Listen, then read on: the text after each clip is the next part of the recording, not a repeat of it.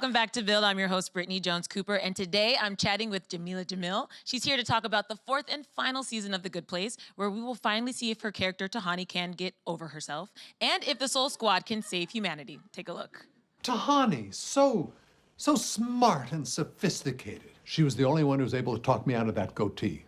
Well, I lost that battle with Robert Downey Jr., and I'll be damned if I lose it with you. Put your hands together for Jameela Jamil. Hi. Hi. I'm so happy that we're both here together. Yeah, same. This is Thanks for being here. Yeah, thank you for being here. Did you bring me any snacks? No, I gave them all to Jimmy. How rude. Sorry. I really wanted me out. cheese stick. That was hilarious, by the way. Oh, well, I mean, it's also just who I am. I'll punch a celebrity. I don't care. I'm crazy if I get hungry. So I need to keep snacks on me all the time. Do you honestly, though, keep snacks on you? Because I do. Yeah. Because I do punch people if I get hangry. Yeah. I have snacks on me all the time. I left mine in your snack room, which was amazing. Thank you for that, by the way. Say when you leave, there's not going to be any snacks in there. No, That's okay. Alfonso didn't have any in his room. It was just in mine. This is great. Thank you. I think maybe he took them because Yeah, they're supposed maybe I to did. be in there. And also, you had a big week, the Emmys. I saw you at the Emmys. You look like Princess Jasmine. I did look like Princess Jasmine. That wasn't deliberate, and I didn't really clock it until I saw Tan France, from Queer Eye. And so he was dressed in like full, I think it was a Sharvachamis. And when I saw him together, I was like, oh my God, we're Aladdin and Princess Jasmine at the Emmys. This is the remake that you don't deserve. No. If you want photo proof, she posted on Instagram, and you guys look so good. That's very I was fun. like, I love it. Were the Yeah. Emmys fun, or are they still fun for you to go to? No. No, not because the Emmys aren't fun, but because I was super sick. I had like a fight with a cookie, and the cookie won, and it took out one of my teeth, and that resulted in me losing 2 more teeth because it was like a disaster cookie. Like it was the Rock of cookies, like Dwayne Johnson, the Rock of cookies, and it just took out like 3 of my teeth. And so now I have 3 fake teeth in my mouth, and I had to have a whole operation, and I had to go, and I was really sick, and all the medication made my stomach really bad, and so I spent like the weekend of the Emmys lying on the bathroom floor just throwing up. So, put your erections away. But that was my prep, and I was like, I swear this isn't what Charlize Theron did before she went to the Emmys. Like, she got pampered, but I was just like sweating and vomiting. You looked so good. So Thanks. I just you did the red clean up carpet well? and like got carried into an ambulance, basically. And then cookie, though, that's really dangerous. Was it like Yeah. a chocolate chip cookie? It's gluten-free, and they put see? all kinds of stuff in there. You don't know what's in those Exactly. cookies. I'm They're newly new. gluten-free, and they all just taste like chocolate. Look, I am gluten-free, and we're not going to shit on gluten-free people, all right? I'm But we need to shit on the manufacturers sometimes. I'm gluten-free, too. Yeah. So it's a new journey I'm on, and they just need to do better. Yeah, I agree. Let's talk about The Good Place. Finally. Yes. Yeah. Love to. I love talking about this show. I can't believe this is my last year of talking about this show. I can't believe either. I love this show. They sent me the first 4 episodes of season 4, and I literally devoured them in like an hour. Like however. I long haven't it even was. seen that. I have seen them. Is it And they're alright? great. You're great in it. Oh, thanks. Yeah. But this is the final season, which is so sad. I mean, I don't know what I'm gonna do. But for you, what was it like going into those like final table reads and just knowing that that was it? I was very cocky because, English, no emotions, sociopath. But I was caught off guard because when Ted started crying at the final table read, it just hit me really hard. And as you know, I am a Ted Danson stan.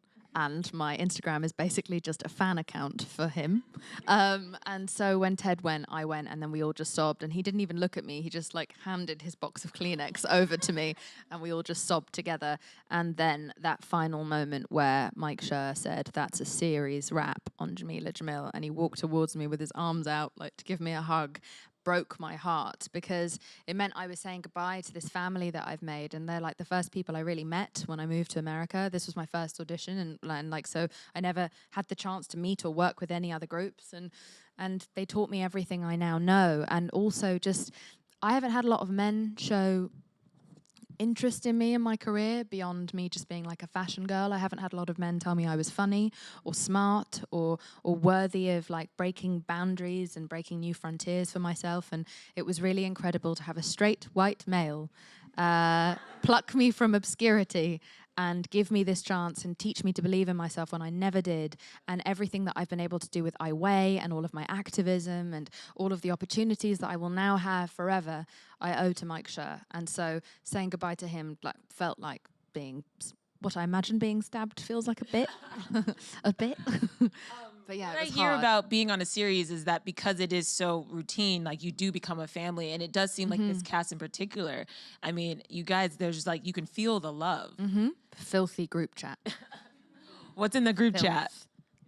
Stuff that we can't talk about because there are some young people here, and Ted is the worst of us, by the way. Don't think that is a dignified America's sweetheart. That man has a very dirty sense of humor, but it's great. It's really nice, and it's really fun to all feel excited and grateful. And normally you would only expect that amongst the cast that was kind of newer to this kind of level of success on a show, but Kristen and Ted care about this show with every single fiber of their being, and that's really, really cool and really inspiring because they both have the right at this point to be jaded. They've been doing this for decades, both of them, and they're not.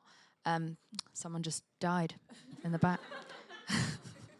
He's very upset about the show ending. So it's really cool. It was very invigorating to work with someone like Ted, who's been doing this for 40 years and still treats this like this is his first ever gig and treats every interview like it's his first ever interview. The enthusiasm that he brings to it every single day. You don't see that with these little shits at Disney that I used to interview. Like, you know, they come in and they're jaded by the time they're 9. And, I remember interviewing, lots of very famous pop stars who I will not name. Justin Bieber, when he was a teenager and growing up publicly also, by the way, I have no hate for Justin Bieber. I feel very sorry for him having to grow up publicly. But the point is that you see these young people, also people my age, so jaded, so ungrateful, it's so crass the way they approach this extreme privilege and this amazing opportunity, not just to be famous and have the free stuff, but also to work with the finest creative minds in the world. Our writer's room, I will never, ever recover from the privilege of working with our writer's room of 50-50 male and female, which is very cool. 50-50 male and female directors. And they are so young, annoyingly young. Infuriatingly young and cool, and I got to say their words out loud, and it's the best thing that ever happened to me. And Tahani has some of the best lines. Do you have a favorite Tahani? The things that come out of her mouth are so ridiculous. My favorite one of all time is still that. Well, I haven't been this upset since my good friend Taylor was rudely upstaged by my other friend Kanye, who was defending my best friend Beyonce. That's still my favorite one. But there are so many good ones. I mean, she name drops. You would think because she's getting better on, throughout as the seasons evolve that the name dropping would stop. The name dropping is on steroids. It's on speed in season 4. It's like he knew this was his last chance to get me to name drop. It's my every line. All I do is name drop this season. That's my main character plot. Yeah. But you mentioned we have seen Tahani evolve, grow slowly. And what I've noticed is she really is like, she's putting puzzle pieces together, I feel like, more than anybody. Yeah. Do you feel that way? Like she's really kind of like, the things that she suggests, I feel like end up leading to like resolution often. I think Eleanor is the one who makes the most kind of significant progress in the whole of the show, like generally, because she was the biggest dirtbag of all of us. So she had to do some work. But yeah, Tahani definitely is growing and becoming a better person, way more self-aware, like better at checking herself, and just a better person to be around. Because what an annoying bench. Oh my God. I would beat her ass in season 1. But now, like season 3, I was like, I could tolerate you for an hour. Season 4, I start to genuinely love her. And I think the relationship that we go back through with her family is such a pivotal message as to what our families can do to us. both good and bad, and like how those marks from your childhood last forever unless you deal with them. And it's so amazing to point that out so explicitly, the impact that your parents and your siblings can have on your relationship with everyone else you meet out in the world. And so I loved being a part of telling that really important story, and not a lot of people get to tell that story because no one talks about empathy anymore. God knows your government doesn't talk about empathy, nor does mine, by the way, in the UK. Brexit is hell. We're both struggling. Yeah, but this is a time where we are the most divided we've ever been. And I think what's so cool about this show is that this teaches us to put aside our differences and overcome our deep irritations with other people and work together and actually cooperate. And that's the message we most need in the world right now. And so I like Tahani now. I love Tahani. I'm interested to know like how much of her you influenced, if at all. You know what I mean? Like, did they take anything from your life? Or obviously, like, her last name is similar. No, yeah, they took her name from me. Yeah. And, you know, like, I was a DJ at celebrity parties. That's what I did. I'm the original Jason Mendoza. That's what you don't know. Jason was based on me. But that's what I did. And so, therefore, I had, like, you know, a lot of access to being around socialites.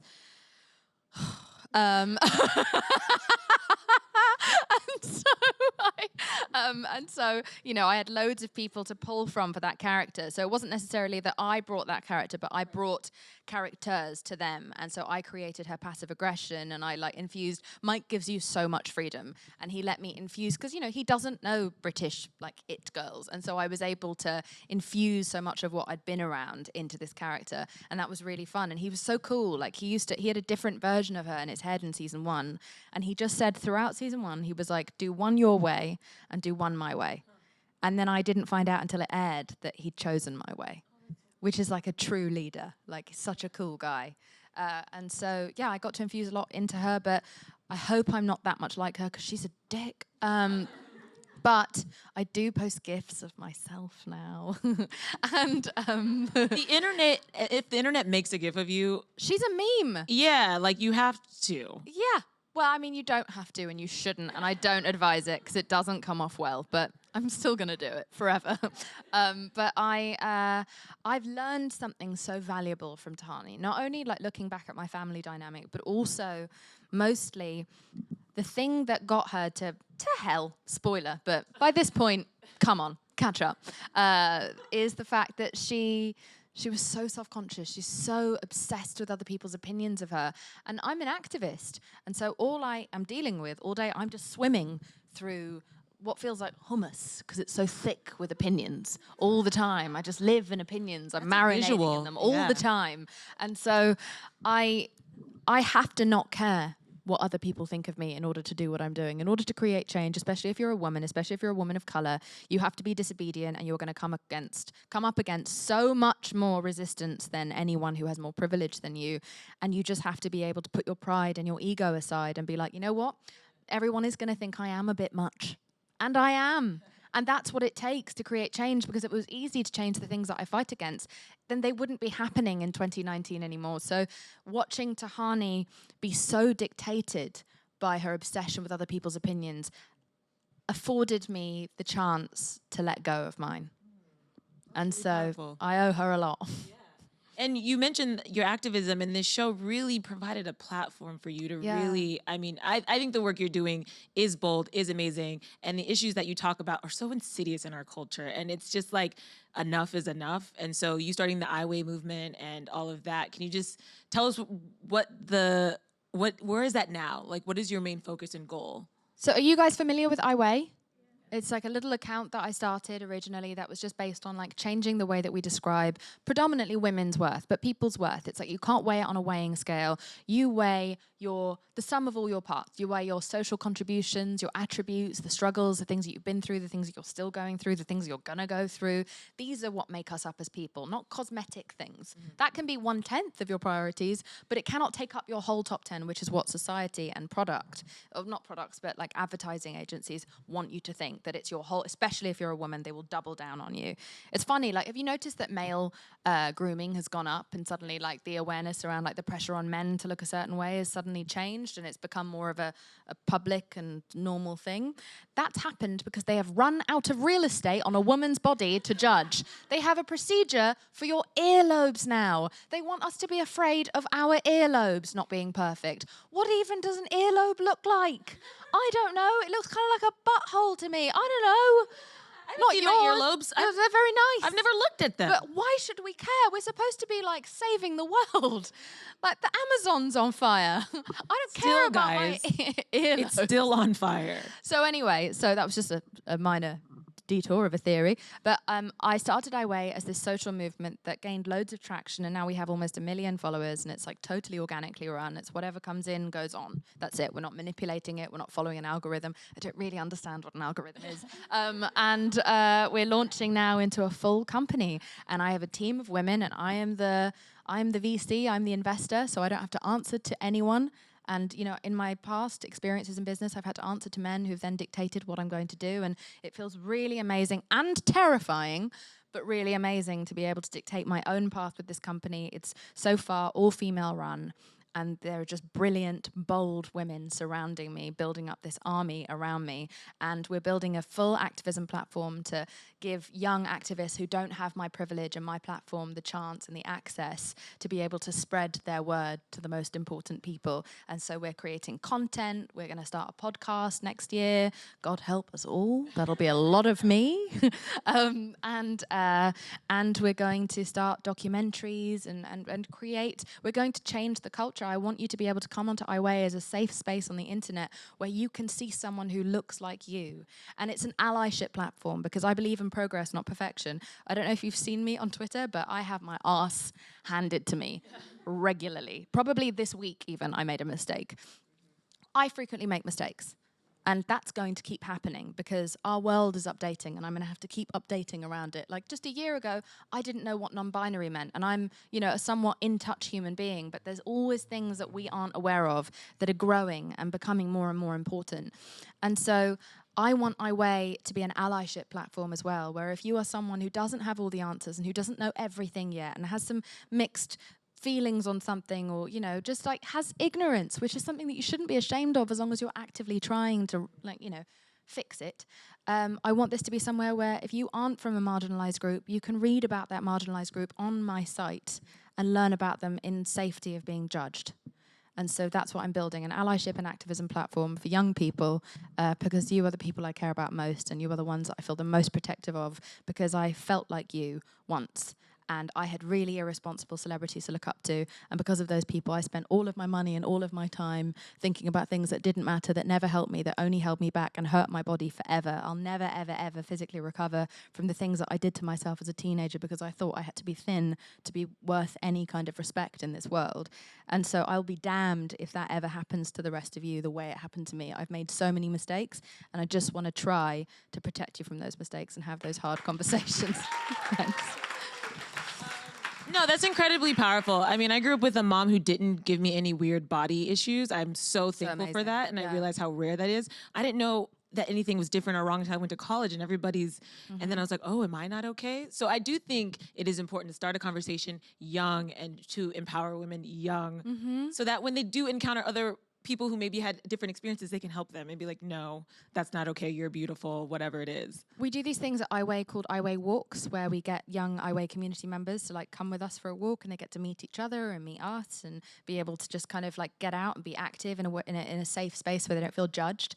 And because exercise now feels like a vanity competition, which is like a weird, gross, unnatural, strange, pathetic new phase of marketing. How dare they? It's also so expensive. It's so expensive. Like, it's so good for your mind. That's the only thing you should be thinking about it for, because you get instant rewards. I love instant rewards.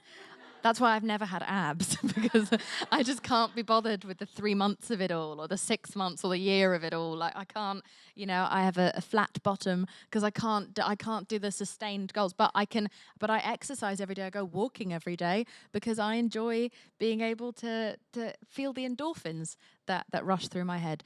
I heard a male model call them dolphins. It's like the dolphins are released in my brain. Sorry, I'm being a dick.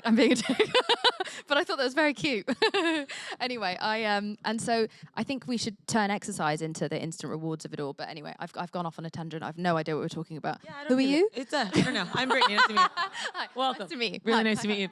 Before we go to the audience questions, I do want to talk about Misery Index. Yes. The new show you're hosting. We actually have a clip of it, so we're going to throw to that really quick. The name of our first game is Misery Lane, and I'm going to put 2 markers on the index on a scale of 1 to 100. The first one is you find maggots in your rice. Oh. That's at 45. That's terrible. The second one is you send nude selfie to HR. What's with the graphic for the nude selfie guy?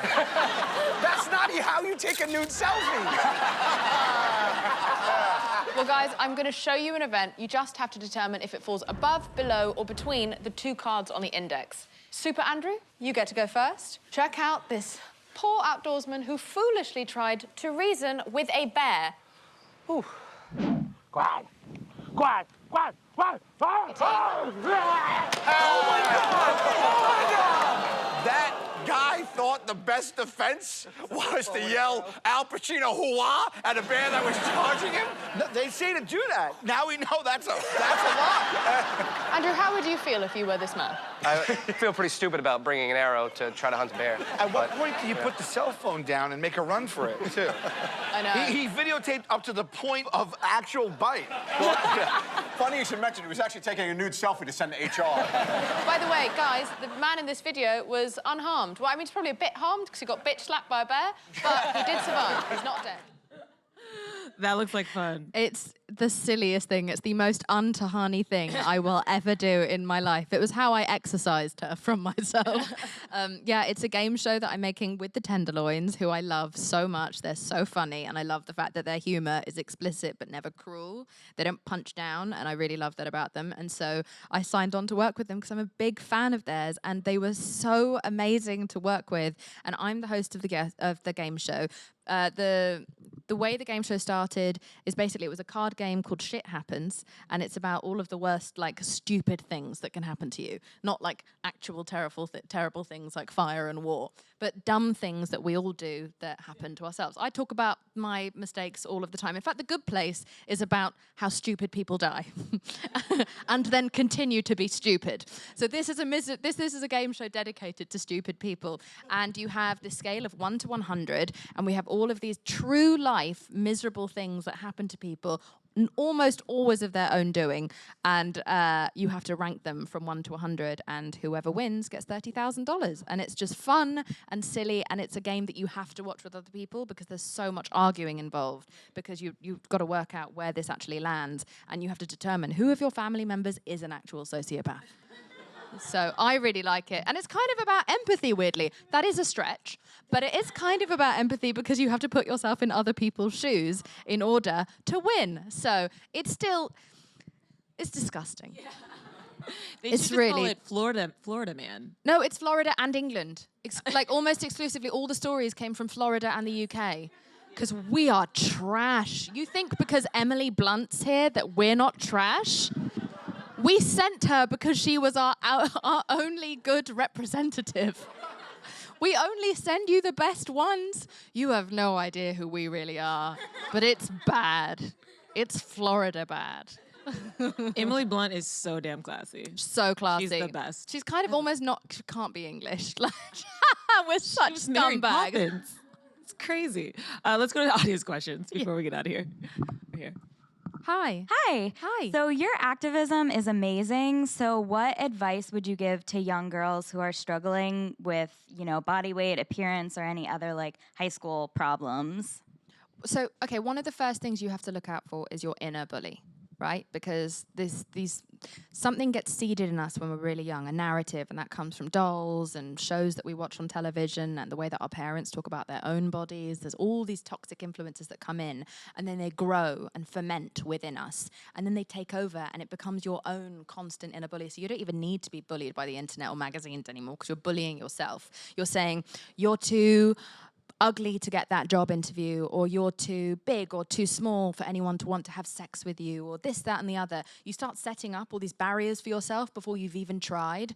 And so what I really always encourage people to do is ask themselves, would I say this thing that I'm saying to myself to someone that I love? And if you wouldn't, you have to take it back. You have to apologize for yourself, to yourself. You have to be aware, listen out for that voice. Because once you hear it, you can't unhear it. And that's the coolest thing. It's like outing an abuser. It can no longer continue to freely abuse you because you're aware of it now and you've told other people about it. Also, speak out to the people around you about the way that you feel about yourself. It's really important not to kind of hold this bully safe. Don't keep it safe. Like, throw it out into the open, expose that bully, and start to try and definitely unfollow presences on social media that make you feel bad. I don't know why I was following like the Hadids, and they're great. They're nice people. They are so stylish. I love them from afar, but like I was looking at them and it was making me feel like old or bad about my body, or like I didn't have nice enough clothes. And I was like, I get it, you're cool, but this is making me feel negative thoughts about myself. I'm going to need to unfollow. Sorry, the Hadids.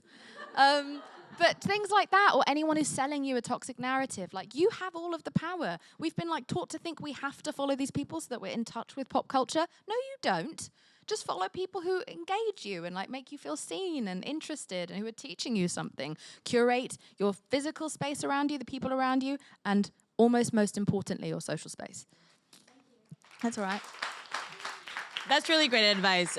Energy is real, you know what I mean? Yeah. And energy that you create yourself and how you treat yourself, that dictates how you walk through the world too. So. Yeah, it's changed my life, not thinking about my body all the time. Like, now I don't look in the mirror very much. I look in the mirror once in the morning and then once at night, unless I'm having to do an appearance. I need to make sure there isn't like actual poo on my face or something. I don't know how that would happen, but you know, these things happen to me. And so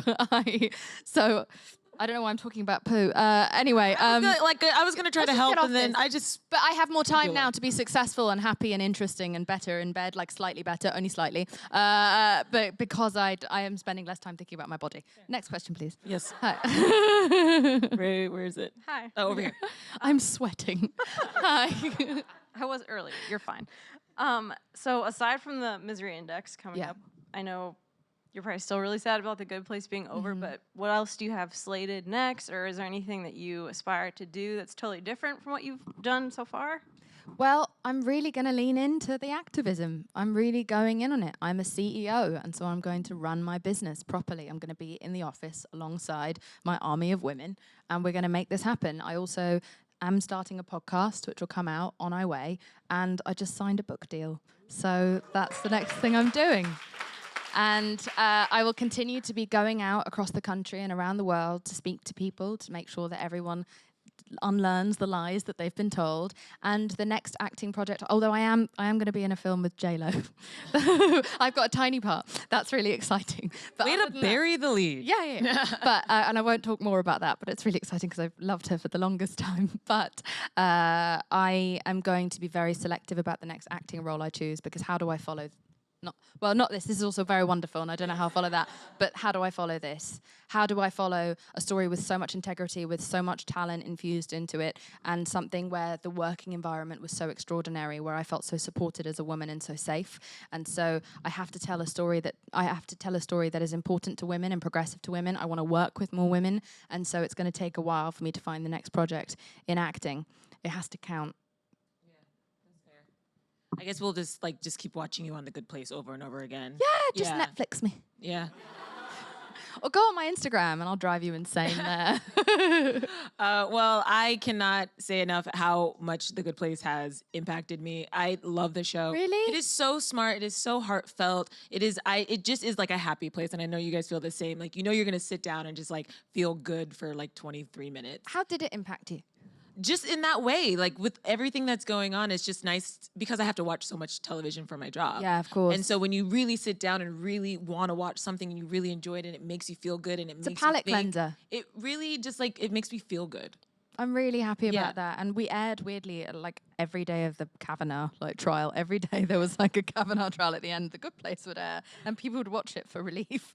But yeah, I'm really happy that it had that effect on you. When I was younger, I was super lonely when I was a kid, and I was like deaf until I was about 12, and I had a lot of disability in my teen years, and I wasn't able to get out much or have many friends, and so I used to watch comedy all the time, and shows like Friends or Cheers or The Fresh Prince, which is why I lost my shit when I saw Alfonso was in here, and I started like banging on the window, literally like a banging on the lunatic, window, like a child, is because I was kept company by these kinds of shows, and so I can't believe I had the luck to be that part for someone else, be a part of someone else's life. Like these shows, I know that it's just comedy and it's not, we're not saving lives, but we do keep people company and like make people feel safe for a little minute and give them an escape. And I think that that's a really noble part of this job. And so I'm so sad to walk away from it, but I couldn't feel prouder of what we made. And you're going to cry your asses off. Not that that's a thing that can physically happen, but it might. I'm going to cry more than I did with the Chidi Eleanor